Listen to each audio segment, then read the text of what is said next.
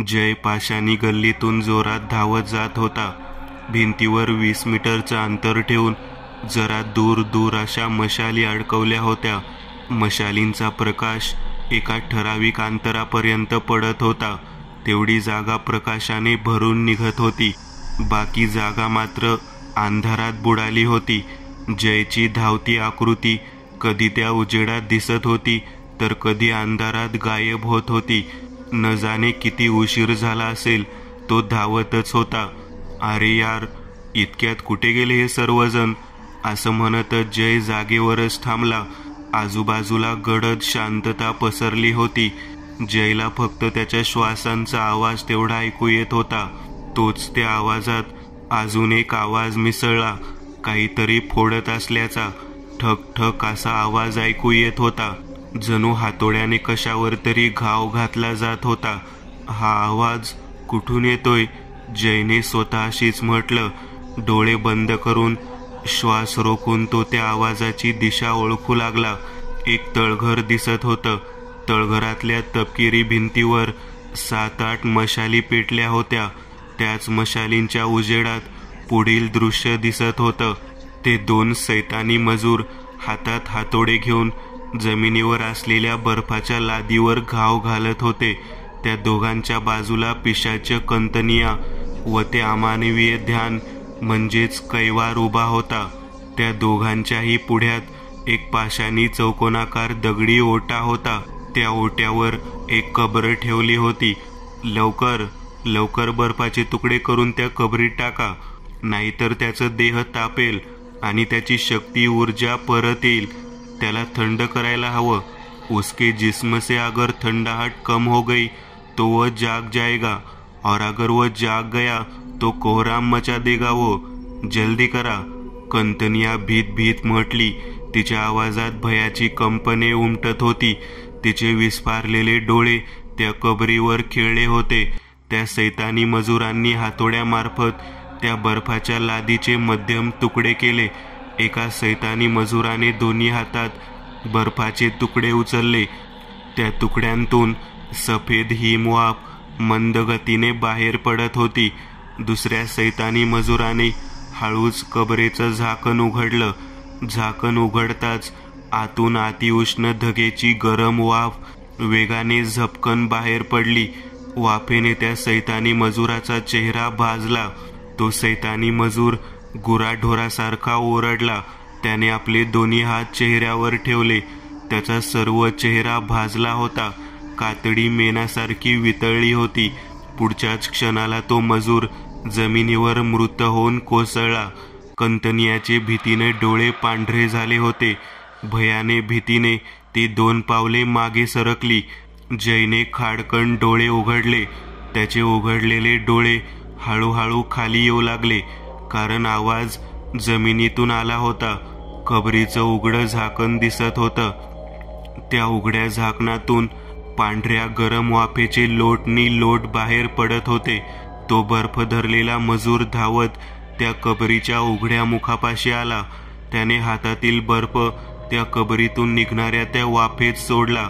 परंतु त्या वाफेचं तापमान इतकं होतं की बर्फ हवेतच वितळला. पुढच्याच क्षणाला त्या पांढऱ्या वाफेत एक तेजस्वी तपकिरी रंगाचा सूर्यासारखा प्रकाश प्रज्वलित झाला. नाही नाही, त्याला त्याची शक्ती मिळतीये. असं व्हायला नको, असं व्हायला नको. कंतनियाने असं म्हणतच आपला उजवा हात त्या खाली फोडलेल्या बर्फाच्या दिशेने केला. कंतनियाच्या उजव्या हाताच्या पंजावर निळसर रंगाचा वर्तुळाकार शक्ती पुरवठा तयार झाला.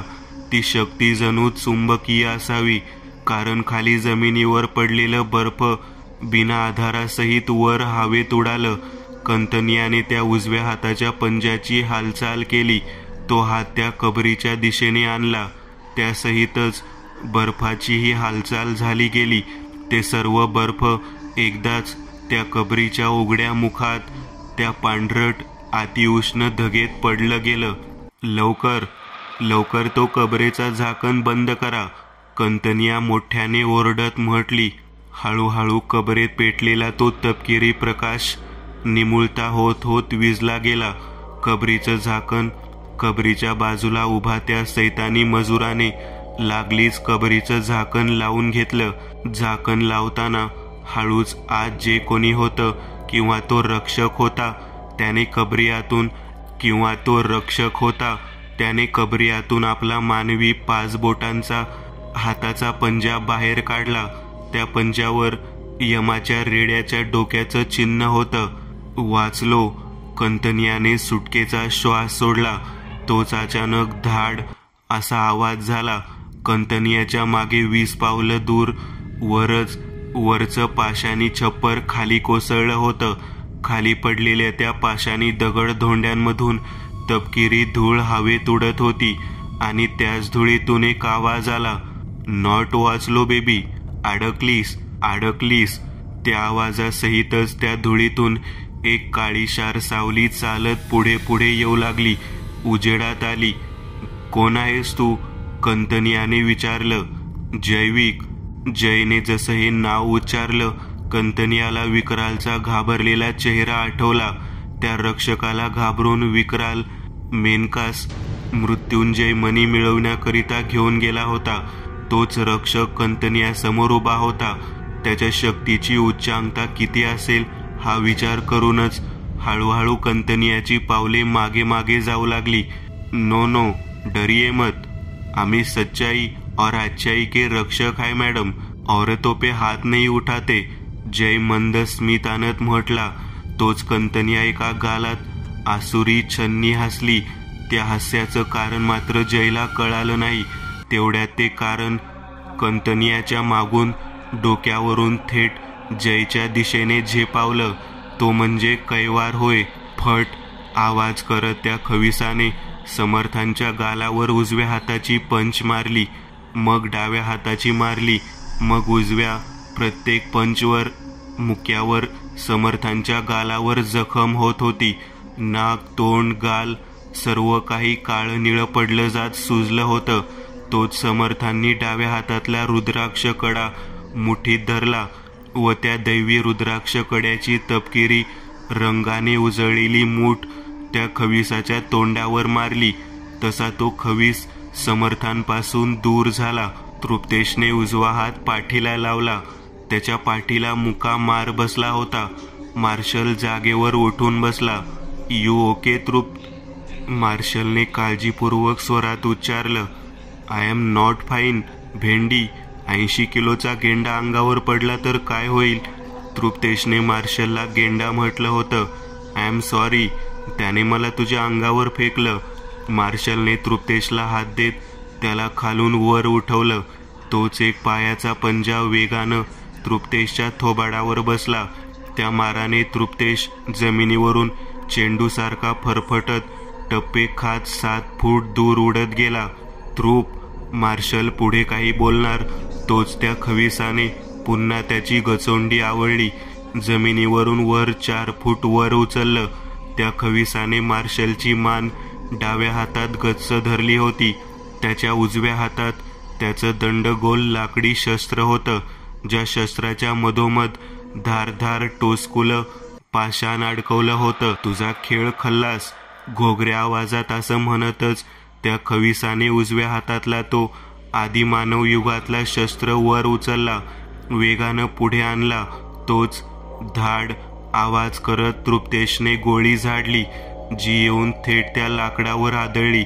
नेम चुकला हे पाहता तृप्तेशने पुन्हा 4 वेळा फायर केलं.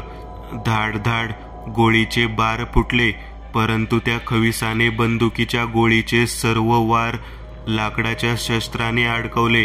तो लाकडाचा शस्त्र त्याने तृप्तेशच्या दिशेने फेकला, जो गरागरा फिरत जात तृप्तेशच्या छातडावर बसला. त्याची किस्मत चांगली होती की ते पाशानी दंत पुढे होतं, मागे नाही.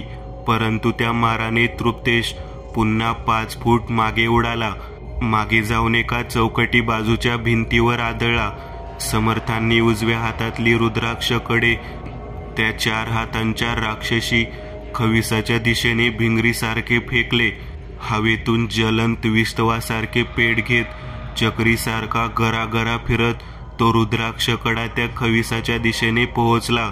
रुद्राक्षकड्याच्या भिंगरीला अडकविण्याकरिता त्या खविसाने आपल्या 4 हातांमधील 2 हात समोर धरले. परंतु ते रुद्राक्ष काही साधारण होते का? त्या रुद्राक्षांच्या शक्तीचा उच्चांक त्या खविसाला माहिती नव्हता. त्या खविसाचे दोन्ही हात मुळापासून छाटले गेले, तुकडे होऊन जमिनीवर पडले. धप आवाज करत जय पाठीवर कोसळला. वेदना व्यक्त करायलाही त्याला वेळ मिळाला नाही, कारण त्याच्या छातडावर तो पिसाळलेला कैवार दोन्ही पाय ठेवून जबड्यातले तीक्ष्ण दात बाहेर काढून त्याच्या मानेचा चावा घेऊ पाहत होता. त्याचे ते काळेशार पिशाची सुईसारखे दंत, घशातून निघणारी गुरगुर, ते जांभळ्या रंगाचे वटारलेले खुनशी डोळे. जयने आपल्या दोन्ही हातांनी कैवारचा गळा धरला होता, अन्यथा केव्हाच त्या हैवानाने त्याच्या मानेचं मांस ओरबाडून खाल्लं असतं. कोणत्या प्रजातीचा कुत्रा आहे रे तू? जैविक दात ओठ खात कैवारला रोखत म्हटला. कैवारची शक्ती फार असीम होती. जयला कैवार सांभाळायला कठीण जात होता. त्याच्या शक्तीचा उच्चांक कमी होता. मानव विरुद्ध अमानवी शक्तीचं द्वंद्व सुरू होतं. कैवारचा ते रानटी लांडग्यासारखा हिंस्र श्वापदी तोंड हळूहळू जयच्या तोंडाजवळ त्याचा चावा घ्यायला येऊ लागलं. कैवारच्या वासलेल्या जबड्यातून चिपचिपीत पाण्यासारखी लाळ बाहेर येऊ लागली, जी की जयने पाहिली. जर ह्या रानटी हैवानी कुत्र्याला दूर केलं नाही तर ते मिश्रण चुंबन म्हणून त्याच्या तोंडात पडणार होतं. जी कल्पना करूनच जयचा राग व किळस उफाळून वर आली. माझ्यापासून दूर हो रानटी कुत्र्या. जयने होती नाही तेवढी शरीरातली सर्व ताकद एकवटली आणि त्यासहितच अनावधानाने एक प्रकार घडला. जयच्या गळ्यात असलेल्या मृत्युंजय मणी, त्या मण्यात एक शक्ती पुरवठामय ऊर्जा साठली. मणी लाल रंगाने प्रकाशित होत चकाकली व साठलेली ऊर्जा किरणे झूम असा आवाज करत बाहेर पडली व त्या शक्ती किरणांनी कैवारच्या सर्व देहाला धडक देत त्याला जयपासून दूर हिबाळलं. कैवार नामक तो रानटी श्वापद हवेतून उडत समोरच्या भिंतीवर जोरात जाऊन आदळला, बेशुद्ध झाला. आपले दोन्ही हात तुटलेले पाहून तो खवीस वेदनेने ओरडला. आता होईल बराबरीची स्पर्धा. समर्थांनी नजरेनेच त्या खविसाला आपल्या दिशेने ये असा इशारा केला. तुला मारण्याकरिता मला शस्त्राची गरज नाही, क्षुद्र मानवा. मार्शलला गचोंडीला धरून वर उचललेला तो खवीस म्हटला. मार्शलने आपले दोन्ही पाय वर उचलले. त्या दोन्ही पायांचे पंजे त्या खविसाच्या छातडावर मारले. तसा मार्शलच्या गळ्यावर असलेल्या खविसाच्या हाताची पकड सुटली. तेवढ्यात वेळेची गती मंदावली. सर्व काही मंद गतीने घडायला सुरुवात झाली. पृथ्वीचा वेळ काळ गोठला गेला. मार्शलने आपले गुडघे पोटात घेत सर्व शरीर मागे सोडून दिलं व हवेतच उलटी उडी घेतली. वेगाने धप असा आवाज करत खाली आला. खाली येताच मार्शलने आपल्या उजव्या हातात असलेल्या नॅनो टेक्नॉलॉजीने बनवलेल्या गॅजेट वॉचमध्ये पाहिलं. डाव्या हाताने वॉचवर टच केलं. तसा त्याच क्षणी त्या चौकोनी वॉचवर एक निळसर रंगाचा स्फटिकासारखा फुगवटा निर्माण झाला. ज्या फुगवट्याने मार्शलचा पंजा एक बॉक्सिंग ग्लोव्ज घातल्यासारखा दिसू लागला. जय पटकन जागेवरून उठला. त्याने फुललेल्या श्वासांसहित समोर पाहिलं. तो रानटी हिंस्र श्वापद कैवार जमिनीवर निपचित पडला होता. जयने त्याच्यावरून नजर हटवत कंतनियाकडे पाहिलं. त्याची व तिची नजरानजर होताच तो दात दाखवत हसला. नाद पाहून घेतील तुला, ती रागात म्हणाली. पुढच्याच क्षणाला तिचं सर्व शरीर लाल रंगाची चमचमती धूळ वाफ उडवत वटवाघुळात बदललं व हवेतून उडत जय जे छप्पर तोडून आत आला होता तिथून बाहेर पडली. तुलाच पाहायचं होतं बाई, काय मस्त रापचिक पीस होता. जय स्वतःशीच निर्लज्जासारखा हसला. जयने पुन्हा समोर पाहिलं तर तिथे एक सैतानी मजूर उभा होता, ज्याची जयला पाहून फाटून हातात आली होती. मार खातो का? पळतो आता. जयने असं म्हणतच वरचे दात खालच्या ओठात दाबत त्याला दम दिला. तो धूम ठोकून तिथून पसार झाला. जयची नजर त्या कबरेवर पडली. त्या कबरेच्या झाकणात एक मानवी पंजा अडकला होता, ज्याने ते झाकण अर्धवट उघडं होतं. त्या उघड्या झाकणाच्या फटीतून पांढरी वाफ बाहेर येत होती. जय त्या कबरीपाशी चालत आला. त्याने त्या कबरीचं झाकण उघडलं. आतून थंडगार हिमवाफ अंगावर धावून आली. जरा वेळाने आतील दृश्य साफ झालं. जयच्या चेहऱ्यावर चौथ्या रक्षकाला पाहायची उत्सुकता व काळजी मिश्रित छटा उमटली होती. पांढरट वाफ बाजूला सरताच जयला कबरीत एक नग्न अवस्थेतला तरुण झोपलेला दिसला, ज्याच्या संपूर्णतः अंगावर बर्फ पसरवलं होतं. बर्फामुळे त्याची सर्व कातडी पांढरी फटक पडली होती. आई शपथ, बेंचो, याला तर केल्यासारखं सालपाट काढून झोपावला आहे. भेंडी, एवढ्या थंडीत कुल्फीसारखा गोटून गेला असला तर हा जिता हाय का रे बाबा तू? जय स्वतःशीच म्हटला. तोच त्या तरुणाने हळूच आपल्या दोन्ही जड पापण्या उघडल्या. त्याच्या निळसर डोळ्यात अशक्तपणाची झलक होती. हे ब्रदर, तू तर जिवंत आहेस. थँक्स भोले बाबा. जयने दोन्ही हात जोडत महादेवाचे आभार मानले. त्या तरुणाच्या दोन्ही डोळ्यांना जयच्या हालचाली, हसणारा चेहरा, आवाज, सर्व काही मंद गतीने घडताना दिसत होतं व ऐकू येत होतं. हे बघ, मी तुला वाचवायला आलो आहे, टेन्शन घेऊ नकोस. जयने त्या रक्षकाचा हात आपल्या हाती घेतला. दिलासा देत म्हणाला. जयने त्या रक्षकाच्या अंगावरचा सर्व बर्फ बाजूला करत खाली फेकला. मग त्याला त्या कबरेतून बाहेर काढलं. भाई, तुला काहीतरी घालायला द्यावं लागल रे. तुला असं नंगापुंगा घेऊन गेलो तर इज्जतीचा पार कचरा होईल रे माझ्या. अशातच जयची नजर जरा बाजूला खाली जमिनीवर मरून पडलेल्या त्या हैवानी मजुरावर पडली. जयच्या चेहऱ्यावर विजयी स्माईल पसरली. त्याने हळूच डोळे मिटले व उघडले तर समोर मरून पडलेला त्या मजुराच्या अंगावरचे कपडे गायब झाले होते व त्या रक्षकाच्या अंगावर घातले गेले होते. आता कसा दिसतोय हिरो? आता चल, निघूयात आपण, जय हसत म्हटला. त्या रक्षकाला घेऊन तो एक हैवानी मजूर ज्या दिशेने धावत गेला होता त्याच दिशेने हे दोघेही निघून गेले. तो खवीस मार्शलकडे पाहून ओरडला. वेगाने धप धप आवाज करत पावले उचलत मार्शलच्या दिशेने धावत निघाला. इकडे समर्थांच्याही दिशेने तो दुसरा खवीस त्यांचा घात करण्याकरिता धावत निघाला. एकीकडे 2 रक्षक तर दुसरीकडे दैवी रक्षक होते. दोघांनाही आपापल्या शत्रूंचा काटा काढायचा होता. इकडे समर्थांनी आपल्या उजव्या हातांची मूठ समोर धरली. तोंडावाटे दैवी मंत्रांचा उच्चार केला. समर्थांच्या मुखातून निघणाऱ्या मंत्रासरशी उजव्या हाताच्या मुठीतून गरम वाफ बाहेर पडू लागली. हाताचा मिटलेला पंजा लाव्यासारखा तापला जात चामडी लोखंड तापावा तशी लाल, भगवी, तपकिरी रंगाने उजळून निघाली व पुढच्याच क्षणाला त्या झाकलेल्या मुठीतून एक अग्निगोळा बाहेर पडला.